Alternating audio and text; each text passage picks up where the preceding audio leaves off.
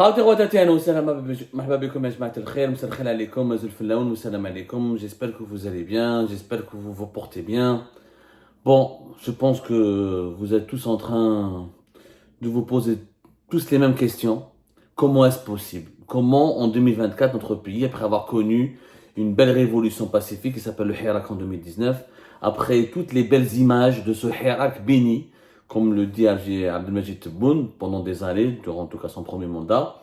Après toute cette démonstration de civisme, de conscience extrêmement aiguë, de patriotisme, de belles idées, d'intelligence collective, l'Algérie de 2024, on aboutit à quoi? On aboutit à une élection présidentielle qui est un sketch. Wallah jma'a, ce qui s'est passé aujourd'hui, c'est un véritable sketch. Et ce sketch électoral va faire extrêmement mal à Abdelmajid Tebboune. Franchement, Abdelmajid Tebboune, il a été piégé par les mauvais conseils de son entourage, par les mauvaises idées de son entourage, par le manque, la médiocrité. Il faut parler d'une médiocrité. On est dans une médiocrité. Le régime algérien vient de se tirer une balle dans les pieds. Il vient de se suicider lui-même. Il vient de s'automutiler. Il vient de se couper les bras. Il vient de s'auto-égorger lui-même. Alors, pourquoi? On va parler des chiffres. Les chiffres témoignent d'elles-mêmes, au-delà du score qui a été annoncé par l'autorité indépendante des élections. Les esprits simplistes, les plus bêtes, les idiots, on va dire ceux et ceux qui n'ont pas une intelligence critique, un esprit critique, ils sont une minorité en Algérie, parce que les Algériens et les Algériens maintenant, depuis 2019, ils sont éveillés, ils sont conscients, ils sont ouverts sur le monde, ils font marcher leur cerveau, ils parlent, ils débattent, ils questionnent, ils cherchent des réponses à leurs questions. Le score d'Abdelmajid Tebboune de 94,6% ne veut absolument rien dire. C'est un score stalinien. Le score lui-même, déjà, c'est un discrédit. Comment dans une élection, normalement, les élections démocratiques, les plus équilibrées, les plus transparentes, les plus rigoureuses, ne peuvent pas aboutir à ce score. Ça, c'est le score de l'époque de Ben Ali, du Gabon du Gabon d'Ali Bongo, du Cameroun de Paul Biya, du Congo de Sassou Nguesso. Tu as les dictatures les plus archaïques, tu as la Corée du Nord, etc. Tu organises. Heureusement, en Corée du Nord, il n'y a pas d'élection. Mais franchement, il ne fallait pas organiser une telle élection. Un score de 94% ne va pas servir Tebboune, il va le desservir. Il va lui faire du mal parce que d'abord, c'est un score stalinien. Ça veut dire qu'il n'y a pas eu d'élection, il n'y a pas eu de débat, il n'y a pas eu de contradiction, il n'y a pas eu de compétition. Il n'y a pas eu une compétition loyale, il n'y a pas eu de concurrence. Donc, c'était une dictature. L'Algérie confirme, avec ce score de 94%, qu'elle est une dictature. Mais le problème n'est même pas là. Si c'est une dictature qui a mobilisé, si c'est tout le monde qui a voté pour Tebboune, parce que tout le monde a été obligé de voter pour Tebboune, ça serait un moindre mal. Le problème, c'est que ce que cache, ou qu'est-ce qu'il y a derrière, les autres chiffres qui se cachent derrière, les 94,6%. Le score stalinien, non seulement il n'est pas crédible, il n'est pas sérieux, il fait du mal, il prouve que l'Algérie est une dictature, un régime extrêmement autoritaire, où il n'y a pas d'opposants qui parlent, où il n'y a pas eu de compétition, où il n'y a pas eu de concurrence possible, où les opposants n'ont pas pu concurrencer Tebboune, n'ont pas pu soumettre son bilan à la critique, n'ont pas pu lui dire, Yaoudi, t'as fauté, tu gagnes avec 50%, 60%, Belek, 94%, ça veut dire que le pays est à l'arrêt, il n'y a plus de voix libre, il n'y a pas une voix discordante. Ça veut dire que tout le monde a été celle où tout le monde n'a pas voté, et celles et ceux qui ont voté, c'était uniquement les partisans de Tebboune. Et c'est ce qui s'est passé. L'arbre qui cache la forêt, 94,6%, qu'est-ce qu'il y a derrière cet arbre? Il y a d'autres chiffres. 5 300 000 personnes ont voté uniquement pour Tebboune. 5 329 000. Sur 5 630 000 qui ont voté. 5 630 000 Algériens ont uniquement voté.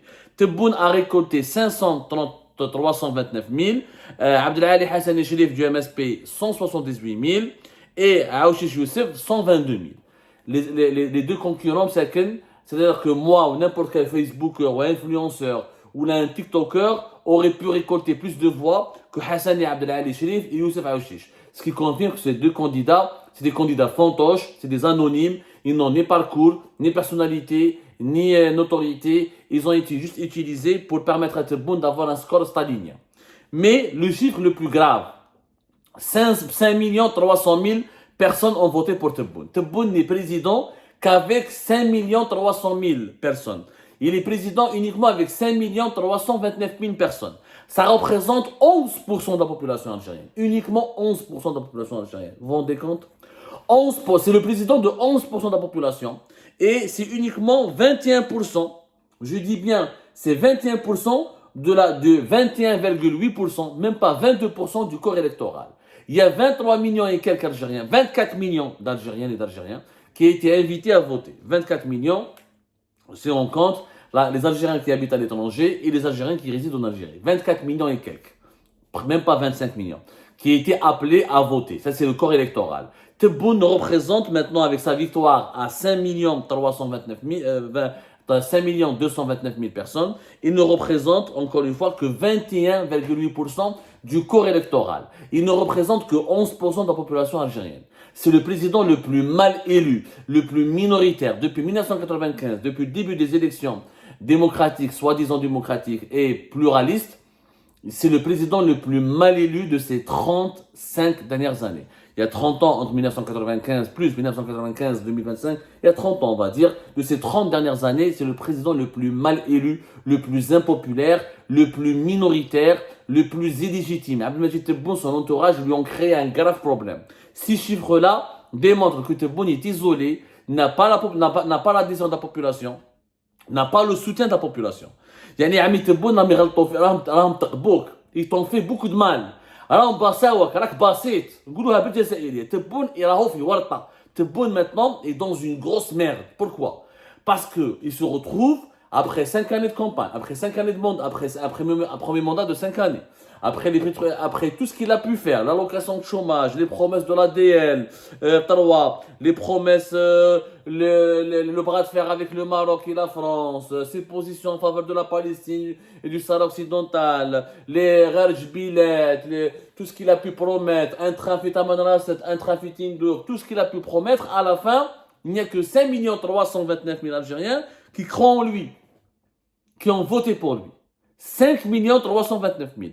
21% du corps électoral, 21,8% et 11% de la population. C'est extrêmement terrible. Ça veut dire que nous avons un président qui n'a pas l'adhésion de son peuple, qui n'a pas le feu vert de son peuple, qui n'a pas le soutien de son peuple, qui n'a pas la solidarité de son peuple. C'est un président alors, ces chiffres-là, pour la communauté internationale, elles sont terribles. C'est-à-dire que Tebboune n'est pas la voix de l'Algérie. Il faut dire clairement. Pour les Français, pour les Européens, pour les Américains, pour les Marocains, pour les Qataris, pour les Israéliens, pour les Palestiniens, pour tout le monde, pour toute la communauté internationale, Tebboune est un président d'une minorité d'Algériens et d'Algériens. C'est ça la réalité. C'est ça le discrédit.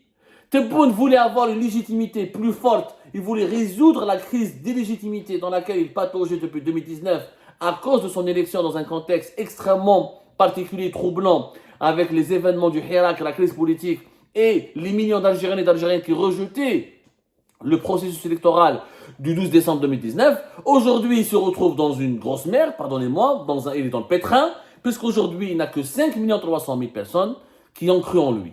Comment peut-il parler au nom de l'Algérie? Comment il peut parler au nom de 47 millions de personnes?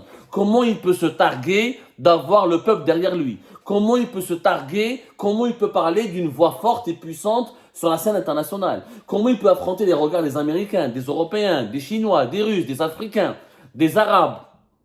Comment il peut affronter le regard? Comment le monde va le regarder? Il va le regarder comme étant un président qui a pris un score stalinien de 94%, mais qui a derrière lui qu'une minorité dans un pays de 47 millions de personnes. C'est terrible pour lui. C'est vraiment terrible. On lui a fait beaucoup de mal, alors qu'il n'avait pas besoin de ça. Tebboune aurait pu faire des élections plus transparentes, avec plus de mobilisation, plus d'opposants, des Saïd Narza, des Oubida Assoul, pourquoi pas Karim Tabou, pourquoi pas des opposants, des personnalités connues, qui Ali Benflis, et avec Louisa Hennoun, ils auraient pu drainer au moins 10 millions d'Algériens qui auraient voté. Là, il n'y a que 5 600 000. Avec 5 600 000 de personnes qui ont voté, ça veut dire que nous avons un taux de participation de 23%. C'est les personnes qui ont voté. Et vous avez remarqué que Mohamed Chorfi, lors de son annonce là, à 18h et quelques, des résultats définitifs, des résultats définitifs des élections présidentielles anticipées du 7 septembre 2024, il n'a pas encore donné le taux de participation. Les autorités algériennes refusent de donner le taux de participation. Mais si on calcule 5 600 000 sur le nombre des personnes inscrites sur le fichier électoral, mais des personnes qui peuvent voter en Algérie, ça nous donne un taux de participation de 23%. 23%. Bien sûr, on ne compte pas le nombre des bulletins nuls. On ne connaît pas le nombre des bulletins nuls. Mais 23% des personnes du corps électoral qui a voté en Algérie, c'est des résultats catastrophiques. Aucune élection présidentielle depuis 1995 jusqu'à 2024 en Algérie n'a eu des résultats aussi chaotiques. Ça veut dire que c'est une minorité. Il n'y a que les corps constitués, les fonctionnaires et leurs familles qui ont voté. Les serviteurs, les agents de l'État. Le peuple a été totalement dans le rejet. Quand on ne vote pas, quand on boycotte, quand on n'adhère pas, quand on s'abstient, ça veut dire qu'on est dans le rejet, ça veut dire qu'on est dans la contestation. C'est le hirak silencieux. C'est un hirak silencieux. Les urnes en Algérie ont permis au hirak de réexister. Alors que le régime algérien a voulu l'étouffer, a voulu le faire disparaître, a voulu le diviser, a voulu l'effacer de la mémoire des Algériennes et des Algériens, en limitant le hirak uniquement à l'épisode de la destitution de Bouteflika. Et bien aujourd'hui, il y a le hirak des urnes. Le hirak des urnes, c'est quoi? C'est le nombre incroyable de personnes qui n'ont pas voté, qui n'ont pas participé à ce vote ou qui ont voté bulletin blanc. On ne sait pas c'est quoi les bulletins blancs, les bulletins nuls. Si on prend le chiffre faux, qui est faux, on a analysé tout à l'heure au début de la journée, il n'y a pas eu de 48% de taux de participation. C'était la moyenne des participations de toutes les wilayas. Mais si on considère que, comme le dit la presse algérienne, qu'il y a eu un taux de participation de 48%, ça veut dire que les bulletins blancs ou les bulletins nuls étaient de plus de 6 millions de personnes. 6 millions de personnes ont voté nul, ont voté blanc. Et 5 300 000 ont voté pour les 3 candidats. Oh, c'est pas possible. C'est pas possible. Il y a 6 millions de personnes sont parties pour voter, ils ont voté nul. Voter nul ou voter blanc, ou mettre un bulletin nul ou un bulletin blanc un bulletin nul ou un bulletin blanc dans les urnes, ça veut dire qu'on n'est pas d'accord, qu'on conteste, qu'on dénonce cette mascarade. Mais naturellement, c'est pas possible. Il n'y a pas eu 6 millions. Le taux de participation réel est même pas de 30%. Ça veut dire que s'il y a eu 23% de personnes qui ont voté, 23,1%, on peut estimer peut-être que les bulletins nuls à 2, 3, 4%. C'est-à-dire que le taux de participation réel n'a pas dépassé les 27%. Les 27%. Donc, cette élection a été boycottée par le peuple algérien. Ce qui veut dire que Tebboune a échoué à convaincre, à séduire, à rassembler, à fédérer, à mobiliser. Il n'a jamais été encore plus isolé. Et on va comparer avec les chiffres de 2019. En 2019, effectivement, il y a eu 4 millions de personnes qui ont voté pour lui. Si je me rappelle bien, là, comme les chiffres à 2019, en 2019, il y a eu 4 900 000 personnes qui ont voté pour Tebboune. En 2024, 5 300 000. Aucune évolution. Il y a une évolution d'à peine 400 000 personnes. Mais à peine 400 000. Après 5 années de gouvernance, un mandat, soi-disant des réalisations, soi-disant un bilan, soi-disant des acquis, tu as gagné 400 000 voix, 400 000 citoyens supplémentaires. Tu es passé de 4 900 000 à 5 300 000. C'est du n'importe quoi. C'est du n'importe quoi. Et alors qu'en 2019, il a été élu avec 57%, presque 60%. Cette fois, c'est 93%. Sauf qu'en 2019, le taux de participation était largement plus important. Le nombre de votants en 2019 était beaucoup plus important. Et on va sortir les chiffres, on va comparer toutes les élections dans l'histoire de l'Algérie. On va commencer de 95 et on était de 95 on va commencer de 95 jusqu'à 2024. Le nombre de votants en 2019 était de 8 millions et demi. 8 millions et demi. Le nombre de votants en 2024 était de 5 600 000. On est passé de 8 millions et demi de personnes qui ont voté en 2019 à 5 600 000. Alors qu'en 2019, l'élection était plus impopulaire. Il y avait le hirak, il y avait les manifestations, la Kabylie était en train de brûler, les bureaux de vote étaient saccagés, étaient fermés, étaient verrouillés, le vote a été empêché. Mais il y avait plus de personnes qui ont voté en 2019 qu'en 2024. Cela signifie quoi? Cela signifie que le bilan est catastrophique de 2019 à 2024, que le président qui a été au pouvoir a beaucoup déçu, a énormément déçu, que le pouvoir est encore plus illégitime, qu'il y a une crise de confiance encore plus importante, encore plus puissante, et qu'il y a surtout une désaffection, une colère de la population plus importante. Quand on ne vote pas, ça veut dire qu'on est désintéressé, on est indifférent, et l'indifférence cache quoi? Cache la déception, où elle révèle, où elle reflète la déception, et reflète la colère. Elle reflète la colère. Il y a un profond sentiment de colère. On est dans une crise politique en 2024 plus importante qu'en 2019. Alors qu'en 2019, il y avait de l'incertitude, l'armée était en train de réprimer, la Bouteflika venait de tomber, on n'était pas d'accord avec le vote parce qu'on estimait, parce qu'une partie de la population algérienne voulait une constituante, voulait un processus de transition, une autre partie voulait des élections mais avec des représentants réels de l'opposition. كانت مخلطة في 2019. اليوم في 2024 راهي مخلطة أكثر. L'Algérie en 2024 souffre d'une invisibilité, d'un manque de visibilité, d'une incertitude encore plus grave qu'en 2024. En 2024, plus grave qu'en 2019 plutôt. L'incertitude, le risque d'instabilité, le manque de visibilité pour l'avenir du pays en 2024, il est encore plus fort qu'en 2019. C'est catastrophique. Tebboune s'est suicidé. Mais il est en train de se suicider. Parce qu'encore une fois, il n'écoute que les membres de son entourage, qui ne lui disent que tout ce qu'il a envie d'entendre.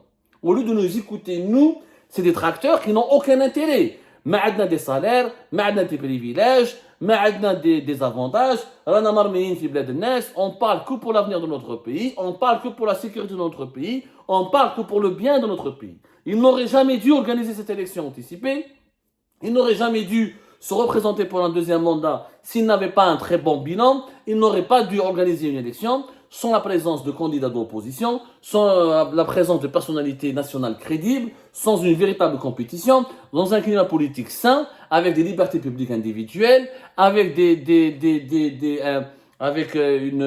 un seuil de tolérance à la liberté d'expression réellement sérieux et élevé. Là, il aurait pu drainer plus de 10 millions d'Algériens, il aurait pu gagner à 50, 60%, تكفيه راح ربح ب 94%, mais maintenant il ne représente que 11% de la population et 21,8%, même pas 22% du corps électoral. Il est minoritaire, il est extrêmement minoritaire, extrêmement isolé, et ce qui aggrave le déficit de sa légitimité. Il est encore plus illégitime aujourd'hui Tebboune qu'en 2019. ورطة حصل روحه في ورطة والناس اللي بعثوه على راسه donc يخليوها وحده باسكو دوك هما على بالوش les gens qui t'entourent يا عمي تبون نقولها لك les gens qui t'entourent seront les premiers à partir ou prendre des postes à l'étranger ou aller résider à l'étranger ou prendre de l'argent et partir, ils te laisseront tout seul quand ton système va couler. Tes enfants, ta famille ne trouveront personne. Ces gens-là que tu as écoutés, ils t'ont induit en erreur. On n'aurait jamais dû organiser cette élection en septembre. Il fallait l'organiser proprement, sereinement, sérieusement, en concertation avec les personnalités nationales, en acceptant l'opposition, en acceptant la contradiction. Ton deuxième mandat commence extrêmement mal. Le deuxième mandat de Tebboune commence encore plus mal que son premier mandat. Il y a 79 ans, dans un contexte économique difficile, dans un contexte diplomatique extrêmement tendu, dans un contexte géopolitique dangereux, ça préfigure de plusieurs scénarios qui peuvent être catastrophiques pour l'Algérie. Rabbi Djibel Khair, que Dieu protège notre pays, que Dieu bénisse l'Algérie, que Dieu veille sur l'Algérie. Parce qu'en ce moment, à l'exception d'une puissance divine, rien ne pourra éviter Ba'id al-Shar, rien ne pourra nous protéger plutôt contre un danger majeur ou un péril majeur. Avec un président minoritaire, avec un système illégitime, avec une telle crise de confiance entre la population et les institutions de l'État et les hauts responsables de l'État, nous nous dirigeons malheureusement vers une impasse encore plus dangereuse que celle que nous avons subie en 2019.